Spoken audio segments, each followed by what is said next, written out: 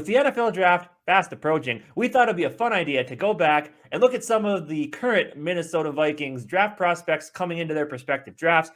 We are going to use the NFL.com prospect grading system. They have their own system. They have charts for everything, strengths, weaknesses. So what we want to do is we want to go through some of the high ticket players on the team and see how they match now to what their prospects were when they came into the NFL. So we thought that'd be kind of a fun idea. So for today, that will be our video.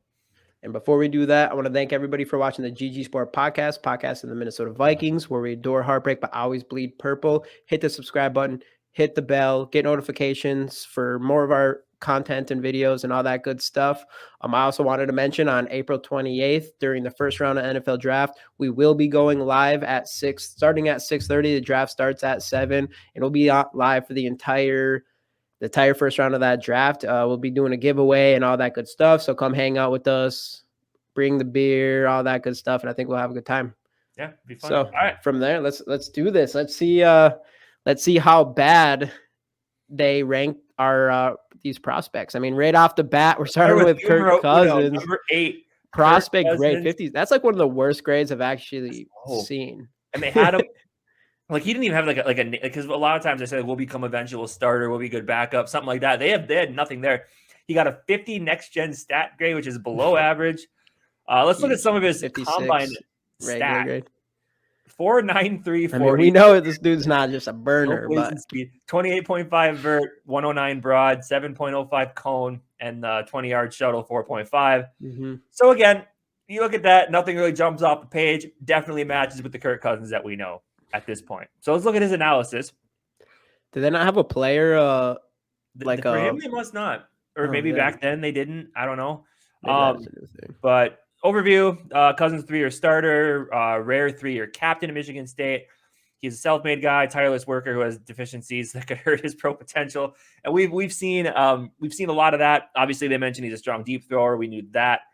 Velocity adequate, accuracy when throwing deep is questionable. I feel like that part of his game has come a long way. I feel like his deep ball is. I think it's tops one of the top 10 in the league, maybe even top 8. There's no question that. So obviously, guy who get drafted based on his experience in intangibles. So a lot of the stuff you're reading here, it's pretty fair, right? I think it matches well with the Kirk Cousins that we know. So I wanted to look at his strengths and weaknesses here. So me and Jamie kind of read through these before we started recording, and it sounds like Kirk. It really does. So strengths, all the intangibles necessary for NFL quarterback, has been productive 3-year starter. Mm-hmm. Actually, he's a 3-year captain, highly regarded by general managers. Everybody likes to see your quarterback needs to have those leadership abilities, which some people have questioned. But as of right now, it's sounding like maybe Zimmer was keeping him down because he's really started to voice himself now within the team. And I think it's really going to help. I think it's going to help him as we go through here. Accurate and safe thrower who knows how to pick his spots. We've seen that in certain situations. I feel like sometimes people think he's a little bit too afraid to put a ball into tight windows. So that's kind of what they're getting at here. He's a good athlete who can make plays on the run, but is not going to run past many NFL defenders, and a safe pick as a backup option. So a lot of these strengths I agree with. I think he's shown a lot of these strengths, especially that he is a good athlete. We've seen him run around and make some plays, but he isn't gonna, as we've seen, he's not gonna, dart off for like a 40-yard touchdown run. It's gonna happen with him. So what do you think? I think these strengths are pretty. I think the strengths are pretty right. Other than, a safe pick as a backup option would be considered a weakness and should be. I'm not convinced yet that Kirk Cousins is the guy that's going to bring you to Super Bowl yet. There's still, I hope we'll see. I hope he proves me wrong this year and he does that with Kevin O'Connell and all that stuff. But there's no question he became a viable starter in the NFL, an above average quarterback at the very least, especially in a lot of opinions. But so, he blew away these like any of this combine stuff, and he became much better than what they thought. But for sure, you want to take the weaknesses. So weaknesses: Cousins is widely considered to be a game manager type of at the next level. That's fair. I would say that's fair, but he's like the elite game manager. So he's like as good as. That's where I kind of see Kirk Cousins is like. He's kind of a game manager type quarterback, but he's like the highest end of that. And I think that's a good way to put it for him. He makes good decisions with the ball, but has not shown he can make the flash plays to move the offense and win games. That's fair. That's fair too. And that's a knock he gets now. That's a knock he gets now. Say, like, people from the outside, that's how they view him. If you actually dig into the stats, deeper stats, things, the deeper analytics, you'll find that that's not true. But from outside looking in, from a base perspective, that's what a lot of people think when they watch Kirk Cousins' game. So it's kind of been the same way since he's been in college. Yeah, and I mean, we don't really see those flash games. I mean, last year we seen a little bit more with especially in the 2-minute drill, the end of the games, that he kind of put the team on his back. What I want to see is to see him do that more often it's nice to see him do it at the end of the game. That's a huge positive a huge positive thing moving forward, but I want to see more of that, like mid-game or in the beginning game, just throughout an entire game where he makes these splash plays, these big throws, where we can just beat teams outright and not have these close games all the time, and it even coming down to the 2-minute warning. But and then he will need talent around him to succeed, which limits his value. I still feel like that could be true. He hasn't shown anything to prove me that he can do it without that talent. I mean, luckily for him, he actually does have all that talent, especially going in this year. Maybe have to figure out the O-line a little bit. But, I mean, the weaknesses, I would say, are pretty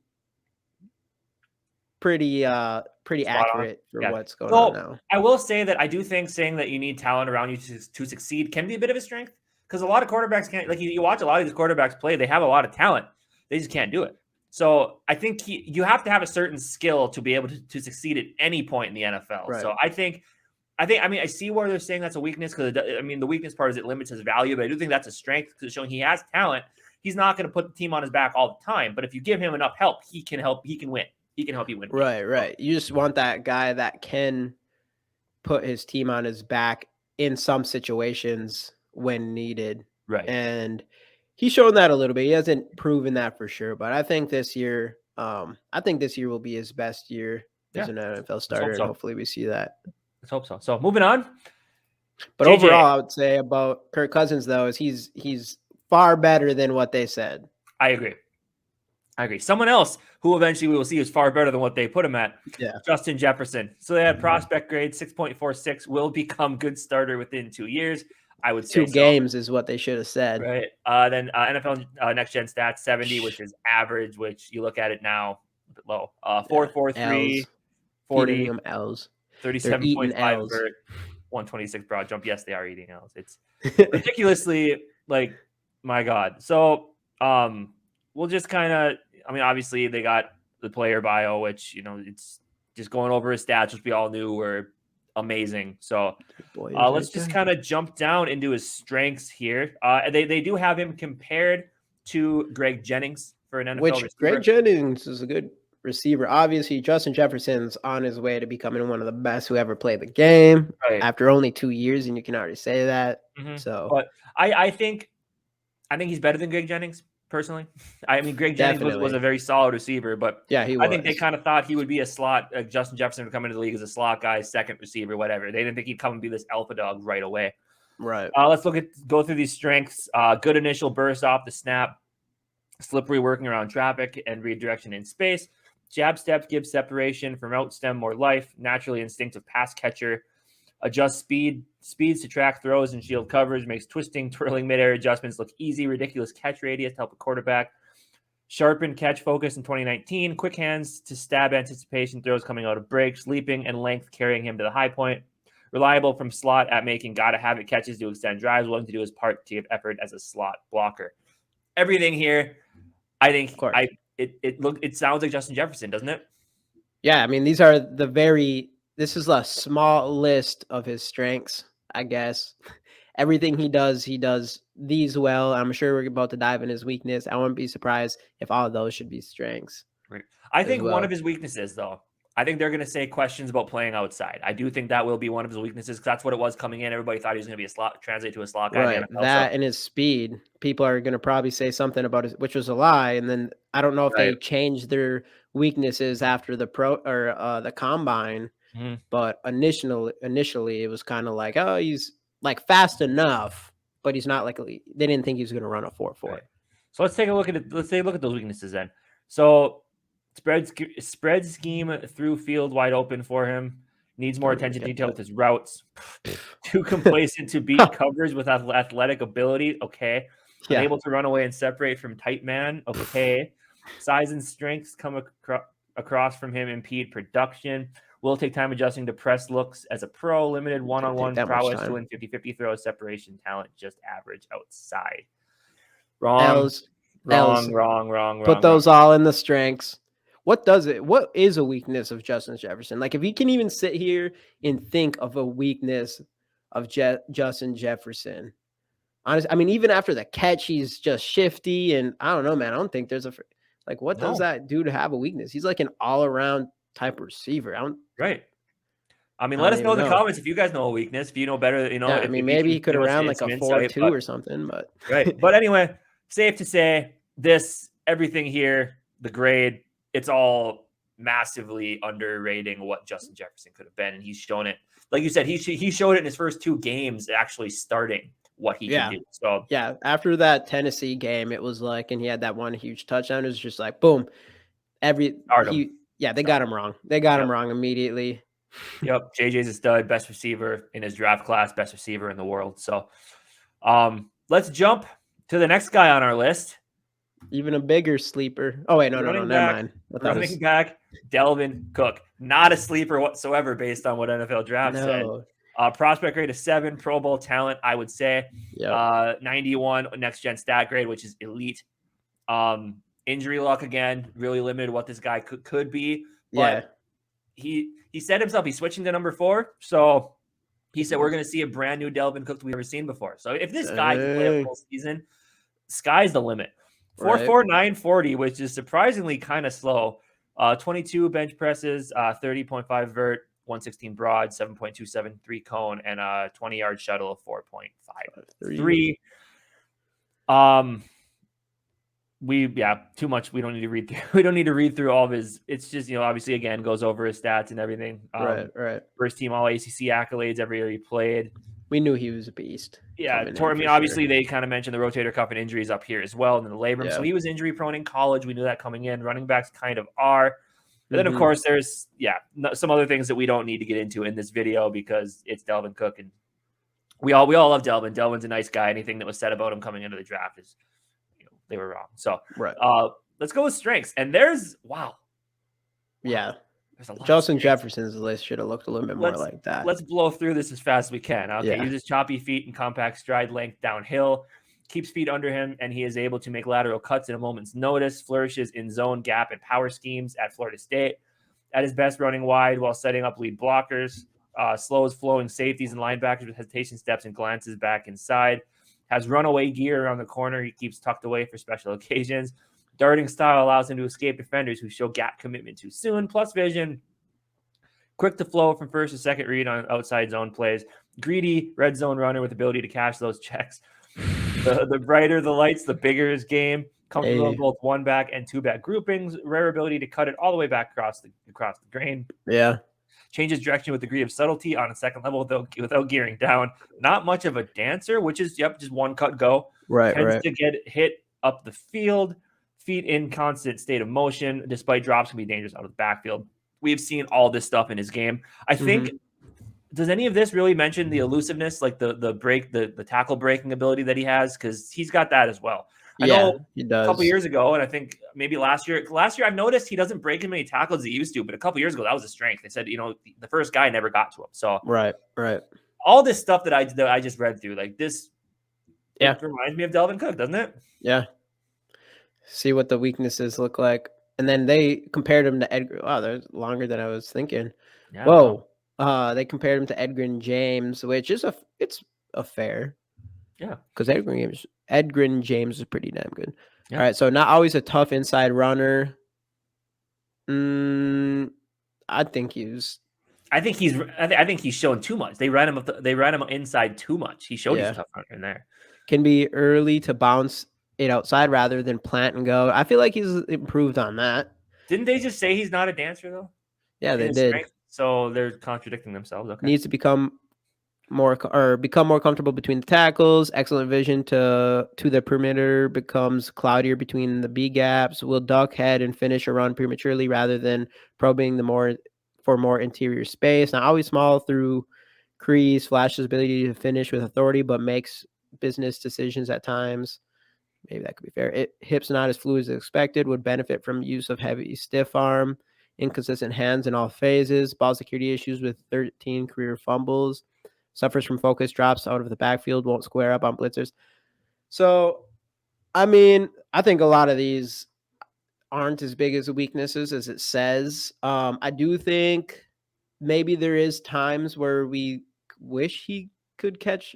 I think I have seen some drops from him out of the backfield and stuff. But overall, I mean, he has really good hands and he could be a really good receiving back. And I said it a lot last year that it was something that I wish we saw more of, is have him more involved in the passing game. And I'm assuming that we'll probably see more of that this year, because I do think he has really good hands and I think he can kind of do more of that thing. But and I just think the fact that we never heard about restructure talks, trade talks with Dalvin Cook means that Kevin O'Connell thinks he can take his game to the next level in his offense. And I'm really, if he can stay healthy, I'm really excited to see what that's going to look like. Yeah, the weakness as far as now, it's definitely the injury thing. Otherwise, I mean, he's one of the, especially when he's healthy, he's a top 3 running back in the entire league. So, and the fumbles have gone, the fumbling issues doesn't seem as big of an issue. Yeah. No, but I mean, at the same time, when he does fumble, the refs get it wrong. So yeah, this was a grade that I actually would say they got right. I mean, 791 on the next gen stats, 7 Pro Bowl talent. Absolutely right. And yeah, it just shows that we got a steal on him on the second round, and all the other teams probably should have been paying a little bit more attention, but good thing for us they didn't. Yeah, for sure. Let's jump into some defensive guys here. Let's do it. Let's start out Daneille Hunter on the edge. So everybody, we all knew with Daneille Hunter after he was drafted, we learned more about him. We knew he was a little bit raw coming into the NFL. They had him at a 6.2 prospect grade, will eventually be average starter. They didn't have a next-gen stats grade for him. Which is weird. So I think they said throughout his career, he only had 3.5 sacks or something like that throughout his college career. Yeah, 4.5. But you just look at the guy and just the raw ability that you saw jump off the page. Look at that size, 6'5", 252, 34 and 4th inch arms and 10.5-inch hands. There was so much. I see why he ended up being a 3rd-round pick. There is so much to love about his game, and it's flourished. It's flourished in the NFL. Andre Patterson's been help with that. The defensive system, playing across from some greats playing with Brian Robinson, playing with Everson Griffin helped him out, and he's come into a man of his own. Obviously, as we've seen, he's making a lot of money this year to rush the passer. Nothing really jumps off the page here. What the 4.57 at 40, 6'5", 252 pounds, pretty beast. And I think they had him compared to Jason Pierre-Paul, which is a good one. Especially that's crazy. It's a 3rd rounder, and they compare him to Jason Pierre-Paul. Right, and his overview that they're just not again. He had a lot of raw ability, but they didn't know how that was going to translate to the next level, which is probably why he slipped a little bit. The sack numbers weren't always there in college, but man, the guy's just proven at the next level. So let's see what their strengths coming out of college. Freakish combination of size, athleticism, and explosiveness. That jumped off the page right away. Yeah. Long arms with jarring power behind his hands. When technique is right, he can stack and overpower tackles at point of attack. Fluid and agile in space, uses length to bat down passes and disrupt the passing lane. Flashes winning spin move and pass rush, but needs to learn to set it up better. Uses arms over inside moves to set up tackles for loss. High-end tackle production for his position. Secondary motor to pursue and speed to chase leads to more tackle opportunities. Led all SEC defensive linemen in stuffs, tackles for no gain or loss of yards, with 17. Active and energetic at all times. Continues to work to improve position. There's no question about that. Nope. Run and pass, verse run and pass. Off-field character, considered squeaky clean by NFL scouts, has speed and agility to become special teamer, star early in his career. Yeah, it took 1 year, and everyone's like, "Oh, he should have been a 1st rounder." Yep, exactly. But yeah, that's the one thing with him. He doesn't talk, and then even with his whole contract thing, you never heard him personally saying anything. I mean, obviously it goes to the agent; he's gonna let the agent do their job, but you don't hear him saying much. And that's just what he's quiet. He goes about his work. and all he wants to do is play football. So yeah, and get better at it. And he's shown it. I mean, I'm super excited to see what he can do in a 3-4 defense under Ed Donatell. I think it's going to be exciting. Zadarius Smith partner. Speaking of him, he wouldn't be a bad one to look into some of his, because he's also he was the 3rd round pick too, right? 3rd or 4th, I believe so. Yeah. But anyway, let's see what those weaknesses are. You want to go through those? Yeah, relies heavily on his athleticism and moreover over skill and instincts. That has changed. He's does just both well. Pass rush production doesn't match the traits. Definitely change. We've seen go up, yeah. Yeah, played 80% of defensive stats in 2014, managing just 1.5 sacks. That's not a concern. Doesn't have the upfield burst and bond to turn the corner. I haven't seen that. Considered a thinker as a pass rusher. I don't see that. Must show he can effectively counter as a pass rusher. Has winning power in hands, but inconsistent with how he uses them against run and pass. Guys want to see more competitive nastiness from him. I guess a competitive nastiness, maybe. You don't like, he's like you said, he's like a quiet guy, and he just goes out there and does his job. He gets pumped up, but he's not the one he's not the Everson Griffin, Exactly. But I mean, he's blown a lot of these weaknesses away. Right. So overall, looking at the grade, I think they're wrong. A little low on him. Oh, they're way wrong. He's he could have been a top 5 pick in that draft. Yeah. And I mean, he's the best defensive end in that draft for sure. Just think what he could have been without the injuries. But he's still young. He still's got a lot of time, so he can still be that. Youngest player to 50 sacks. Yeah, so, exactly. I think in his rookie year in a rotational role, he had 12.5, didn't he? I think something like, or 8.5. I don't remember. Then I think it bumped up to 12.5 his next year, and then obviously we just saw him grow from there. So there's no question. This guy's a monster. He should have been a top 5 pick, like I said. And the injuries kind of suck for us the last couple of years, but he sells a lot in the tank. And I'm hoping they sign him to a contract extension. Hoping they do right by Daneille Hunter. He's getting paid next year. Keep him in purple for the next 5 years. So I'd be happy about that. So he's a beast. Last guy I want to jump into, a man loved by all Minnesota Vikings fans, a man who gets none of the respect he deserves around the league, Kendricks. And obviously he wasn't getting the respect he deserved coming into the draft either. 6.2 grade will eventually be average starter. The Vikings saw something in him that nobody else did, obviously. Yeah, he's picking him second round. Played with, obviously a big plus for him was he played with Anthony Barr, so they knew each other well coming into the league to play together with the Vikings defense. Coming out of college at 6 foot 232, 31 inch arms, 9 5/8 inch hands, a little small, I guess you could almost say, but man, 4'6", 140, 19 bench press. I think do they do 250 or 350 for the bench press? I don't remember. 225. 225. Okay. 38 inch vertical jump, 124 inch broad jump. First thing is an intelligent leader with a high football character. Yeah, definitely. That is definitely showed in his game throughout the years. Strength, confident with Woodyard. Who is Wesley Woodyard? Oh, I know the name. Who that is? Yeah. Plays with plus instincts against the run and pass. He has athleticism and demeanor to be impactful, productive outside linebacker in the 3-4 for years to come. They got that right. I'm excited to see what he'll do with this switch to a 3-4. Strengths, confident with a downhill attacking mindset, as he's shown being the team's leading tackler in like the last 4 years or whatever it's been. Good feet to slide, follow, and burst to developing run plays. Can turn and chase sideline to sideline. Diagnoses quickly and attack run fits with avoiding blockers. Is always around the play. One of the most productive tacklers in college football over the last 3 years. He took that with him to the pros. Outstanding at sinking hips and changing direction. Exhibits good play speed and is able to cover man-to-man in space. Good zone awareness and makes plays on the ball. I agree with all of it. Yeah, he's only taking that to the next level. Yeah. Really. So I definitely agree with all that. Weaknesses? Only 3 or 4. Despite the high tackles numbers, doesn't meet ball carrier behind the line of scrimmage as much as he could use more weight on his frame, will drop his head at times when meeting ball carrier in the hole, wasn't much of a factor as a blitzer. That kind of carries over. Yeah, I mean, I guess blitz more a little bit, but yeah, I mean, he's made some big sacks, and it's not like he's lacking on sacks or anything for his position. No. But again, it's all also what they ask him to do at his spot too. It's exactly. It's not necessarily his style. Because if they want him to rush the passer, I bet you he can do it. Yeah, exactly. He's more of the coverage guy who's running sideline to sideline, getting tackles, compared to trying to blitz and sack the quarterback all the time. So overall, again, I think they were wrong about this. I think they undervalued him a lot. Definitely better than an average starter. I think he is definitely a plus starter, if not one of the probably best linebackers in football right now. Yeah, especially middle linebacker. At what he does at linebacker. So. So that being said, that was a look at some of the current Minnesota Vikings players' draft profiles. Leave a like on the video if you enjoyed. Let us know down in the comments your thoughts on if they got these right or wrong. We know you're all going to say wrong. We know, but just do it anyway.